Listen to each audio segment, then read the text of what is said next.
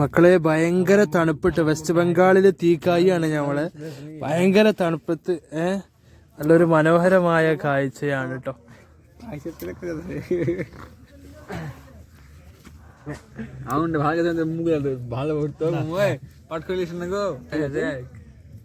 നമ്മുടെ നാട്ടിലെ വലിയ സിഗരറ്റ് ആണ്.